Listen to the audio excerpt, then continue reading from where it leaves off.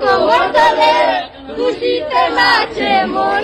না না না আরে না না না না না না রাজুদা, বলছি রাজুদা আবারে তোমার দোকানে একটু নেবা, আমি জানি যে তোমার দোকানে এখন সব মেপে যায়, ঠিক আছে?